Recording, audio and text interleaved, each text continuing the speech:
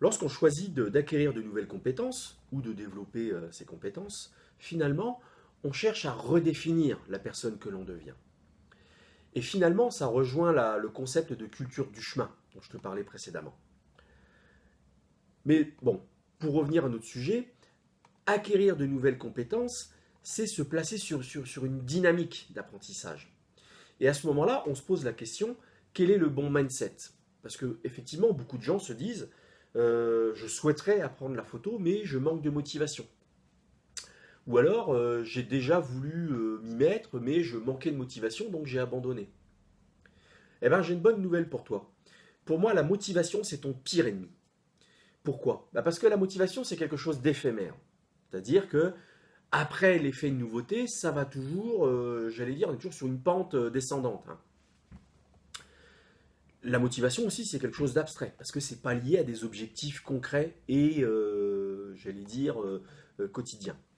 Donc finalement, la motivation, c'est lié plutôt pour moi à une rêverie lointaine. Et qui dit rêverie lointaine, dit à un moment donné un fort risque de procrastination. C'est-à-dire que tel jour, tu n'es pas en forme. Tu dis, oh, tant pis, allez, je m'y remets demain. Ou alors, je sais pas, en ce moment, tu as un rhume, tu dis, oh là là, je vais attendre d'être guéri et puis je vais m'y remettre. Ou alors, tu as tel petit souci, puis tu te dis, tiens, mais je vais attendre que ça soit résolu pour m'y remettre. Ou alors, une conjonction d'ensemble. Hein. Et justement, quand il y a une conjonction de différents facteurs, ça te brise dans ton élan, dans cette fameuse dynamique est brisée, et c'est à ce moment-là qu'il y a un fort taux d'abandon. Mais cette volonté, il est toujours là, tu vois, d'apprendre la photo finalement, parce que ça fait toujours sens pour toi. Alors, aujourd'hui, le but de cette vidéo, c'est de substituer cette notion de motivation par un autre concept. Et le but de ce concept, ça va être de hacker ton cerveau. C'est-à-dire que ça va être un outil qui va t'aider à t'implémenter de nouvelles méthodes, à rester sur cette dynamique. Le but, ça va être de créer des règles qui vont agir comme des déclencheurs, et ce déclencheur entraînera un rituel. Donc ce que je te propose, c'est de mettre en opposition motivation et habitude. C'est-à-dire que je te propose de remplacer un stimuli court-termiste par une démarche concrète, pensée, pour avancer pas à pas chaque jour vers ton but. Parce que si tu regardes bien, les habitudes font vraiment partie intégrante de notre vie. Récemment, je lisais un article à ce sujet, et les chercheurs expliquaient les auteurs de l'article, qui sont des chercheurs, expliquaient que, en moyenne, suivant les personnes, 40% de nos actes quotidiens sont en fait des habitudes. Dans le même ordre d'idée, et c'est ça pour le coup c'est un peu plus flippant, ils estimaient qu'à peu près 75% de nos pensées sont en fait des pensées quotidiennes. C'est-à-dire, tous les jours, on pense à peu près aux mêmes choses. C'est ce que ça veut dire. Mais si tu retournes le truc, si tu admets que les habitudes peuvent être un outil hyper puissant un outil hyper puissant d'apprentissage, mais aussi de travail, tu te rends compte qu'effectivement, l'avantage des habitudes, c'est quelque chose que l'on effectue sans effort. Dans le même ordre d'idée, c'est quelque chose que l'on aime valoriser. Sous-entendu, on a tous des habitudes qu'on cultive volontairement et que l'on effectue avec plaisir. Tu vois, par exemple, tu peux prendre comme habitude tous les matins avec ton déjeuner, au moment de ton petit déjeuner, de manger un fruit. Tu vois, on a tous des petites habitudes comme ça qu'on bichonne. Alors la grande force des habitudes, comme je disais tout à l'heure, c'est qu'on les effectue sans effort. Tu vois, par exemple, moi quand je me lève, je file sous la douche, après je me brosse les dents, je me rase. Tu vois. Et ça, que je sois malade ou pas, que j'ai dormi 3 heures ou 7 heures, c'est la même chose. Je ne suis pas en train de me dire le matin, est-ce que je dois me doucher ou pas? Est-ce que je dois me brosser les dents ou pas? Est-ce que je dois me raser ou pas? Tu vois, on le fait sans se poser de questions. Et c'est ça la grande force des habitudes. Alors également, ce qu'il faut préciser, c'est que les habitudes, il y en a de deux sortes. Il y a les habitudes que toi tu contrôles et il y a les habitudes qui te contrôlent. Tout ça pour dire que les habitudes que tu mets en place, ce n'est pas un carcan. Il faut savoir aussi en sortir parfois. Le but des habitudes, c'est de mettre en place des choses, des routines, qui, au contraire, font plutôt office de support, un peu de trampoline. Moi, j'aime bien cette image, sur lequel, le jour où tu es justement, par contre, transcendé, en forme, eh ben, qui va te permettre d'optimiser cet état d'esprit, tu vois. Alors, pour en revenir à la photo, nous, notre but, ça va être de créer de la compétence. C'est-à-dire de remplacer la rêverie associée à la motivation par une succession d'actes extrêmement simples, extrêmement concrets, hein, pensés et structurés.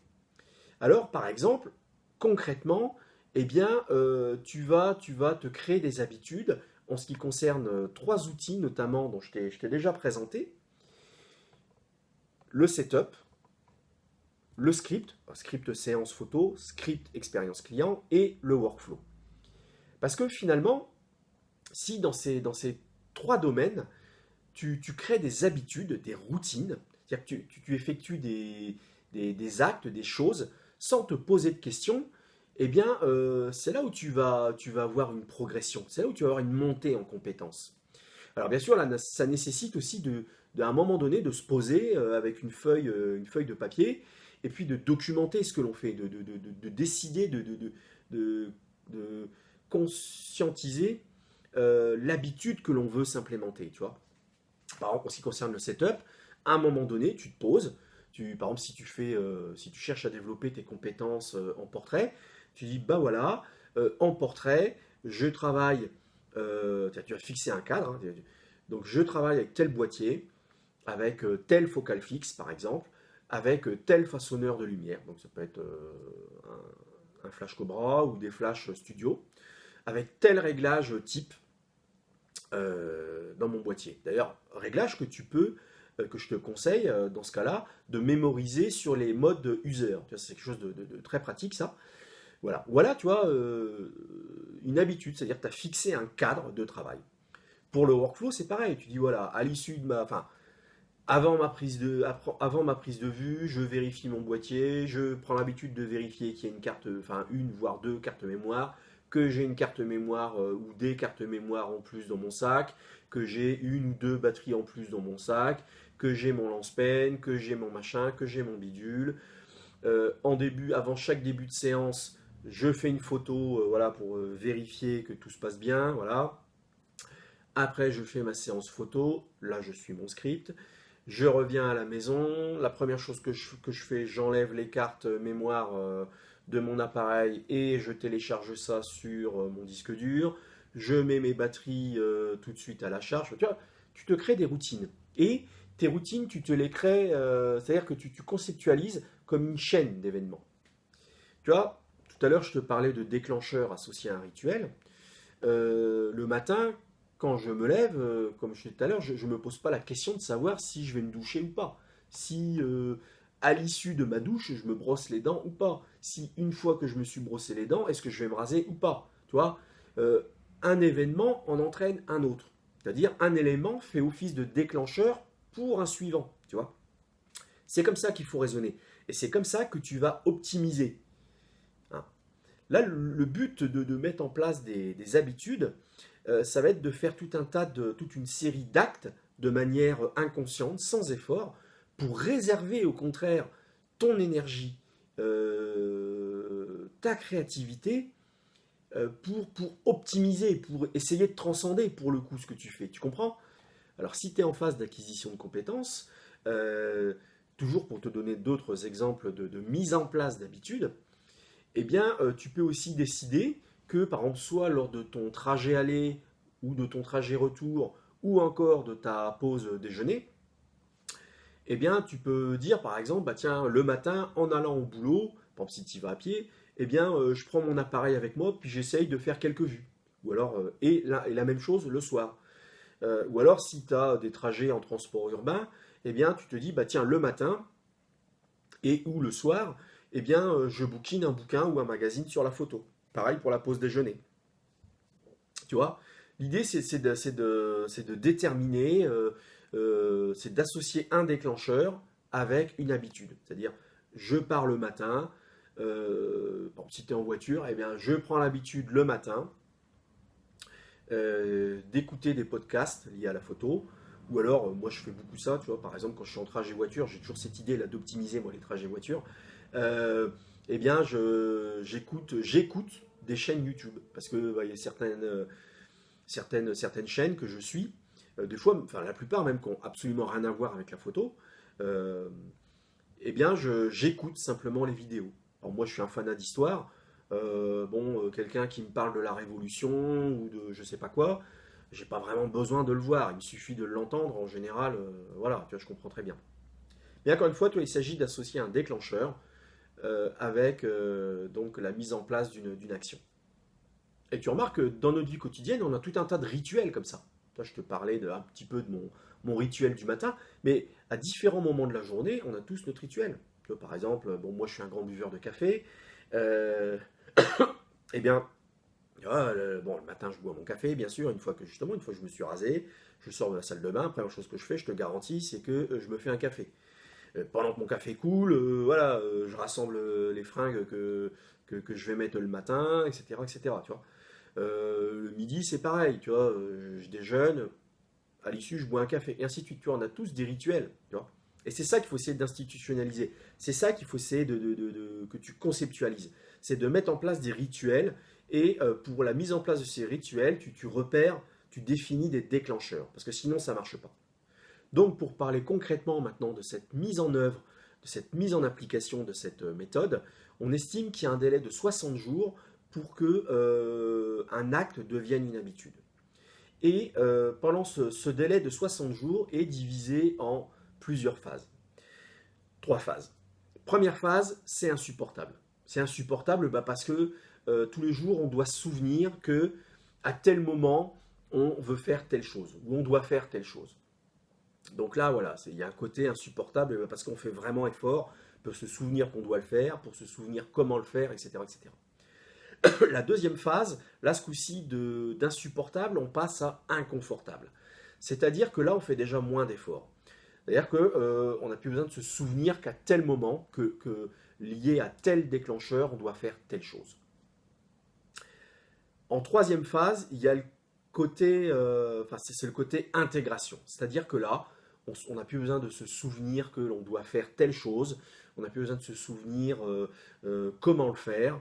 Ça y est, ça commence, on le fait un peu spontanément. Mais voilà, c'est en train de faire sa place un petit peu dans nos habitudes. Pourquoi? Parce qu'une habitude, elle bouscule les autres. Et aussi, une habitude rentre en contradiction avec une autre habitude. Par exemple, si le matin, le midi, tu avais l'habitude de suivre ce grand moment de culture qu'est le JT de Pernod, et puis que de cette habitude-là, tu la substitues par une autre habitude, celle de, je sais pas, de faire de la photo, ou alors de bouquiner un bouquin sur la photo, euh, les deux habitudes rentrent en contradiction, parce que la précédente habitude continue à toquer à la porte un petit peu. Mais bon, voilà, elle commence un peu à perdre beaucoup de terrain. Mais voilà. Et j'allais dire, après les 60 jours, là, pour le coup, c'est la quatrième phase, celle où c'est devenu une habitude, et justement, lorsque tu ne respectes pas ce rituel lié à tel déclencheur, eh bien, c'est devenu inconfortable pour le coup. Tu vois, typiquement, évidemment, je vais supposer que tous les matins, tu te brosses les dents. Bon, le jour où, ça nous arrive tous une fois par an en général, hein, voilà, tu tombes du lit, t'as pas entendu ton réveil ou je sais pas quoi, t'es à la bourre, tu t'habilles à moitié en descendant l'escalier, bon, voilà, dans ton truc, là, t'as pas eu le temps de te brosser les dents, t'es d'accord avec moi que, voilà, quoi, hein, jusqu'au midi, tu vois, jusqu'à ce que tu puisses te brosser les dents, tu vois, tu te sens bizarre, quoi, tu vois, tout un tas de choses comme ça. Moi, par exemple, le matin, je fais un petit footing. Je fais un petit footing de 35 minutes, hein, ou 30 minutes, tu vois. Et, le jour où je le fais pas, je me sens différent. J'ai pas la pêche comme d'habitude. Et donc, voilà, tu vois, donc c'est quelque chose qui est devenu une habitude pour moi depuis le nombre d'années que je le fais. Et lorsque je ne respecte pas ce rituel, eh bien, tu vois, je me sens pas bien. Tu vois. Alors pour conclure, j'aimerais te parler d'habitude et de professionnalisme. Parce que, bon, j'ai beaucoup parlé d'acquisition de compétences, mais même dans le cadre de développement de compétences, la mise en place d'habitudes est évidemment bénéfique. Alors ce qu'il faut comprendre, c'est qu'en fait, au travers de la création, la mise en place d'habitudes, Ce que l'on vise, c'est pas tant l'excellence. Ce que l'on vise, c'est la constance. Et ça, c'est très important à comprendre ça. Un professionnel, ou même si tu n'as pas de numéro de sirette, mais tu fais un travail où tu t'engages par rapport à un ami, enfin un donneur d'ordre, si tu préfères, ou dans le cadre du travail, enfin je sais pas, mettons comme moi, tu es infographiste et puis tu décides de développer des compétences en photo, donc tu as un donneur d'ordre, tu l'as convaincu de l'utilité que tu ajoutes cette corde à ton arc, etc. Donc par rapport à ton donneur d'ordre, tu t'engages. C'est-à-dire que tu t'engages, tu as une obligation de résultat. Tu t'engages sur un standard de qualité. Et c'est là où je veux en venir. C'est que la mise en place d'habitudes te vise à être constant, c'est-à-dire à maîtriser justement des standards de qualité, à maîtriser ton discours, à maîtriser ce sur quoi tu t'engages. Et c'est ça un professionnel. Un professionnel, il ne s'engage pas sur des trucs qu'il ne maîtrise pas. Parce que, pour parler de la photo, évidemment, on est toujours en apprentissage, si tu veux, pour différentes raisons, parce qu'on explore de nouveaux codes, parce que nos standards de qualité évoluent, parce que les technos évoluent, parce que les clients aussi évoluent. Donc, on est toujours en train de s'adapter à de nouvelles pratiques, enfin à des pratiques nouvelles pour nous, ou de réactualiser nos compétences, tu vois. Et donc, on est toujours en train d'apprendre. Tu vois. Donc, c'est ce que je voulais partager avec toi aujourd'hui. Bah écoute, on se donne rendez-vous dans une prochaine vidéo. Allez, salut!